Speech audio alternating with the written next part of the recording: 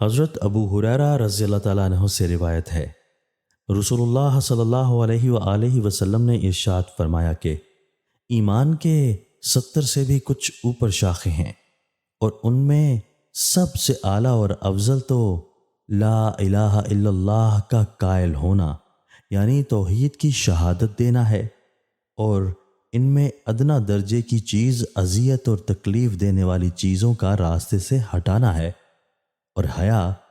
ایمان کی ایک اہم شاخ ہے۔ حضرت عباس بن عبد المطلب رضی اللہ تعالیٰ عنہ سے روایت ہے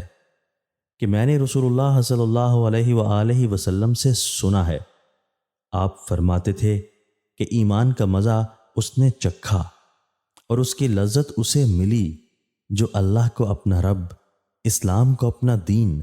اور محمد صلی اللہ علیہ وآلہ وسلم کو اپنا رسول اور ہادی ماننے پر دل سے راضی ہو گیا۔ تشریح: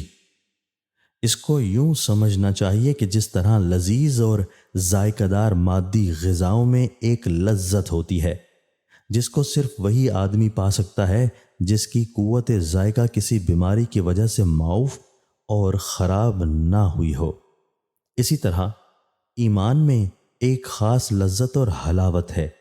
لیکن وہ انہی خوش قسمت لوگوں کو حاصل ہو سکتی ہے جنہوں نے پوری خوش دلی اور رضائے قلبی کے ساتھ اللہ کو اپنا مالک اور پروردگار اور حضرت محمد صلی اللہ علیہ وآلہ وسلم کو نبی و رسول اور اسلام کو اپنا دین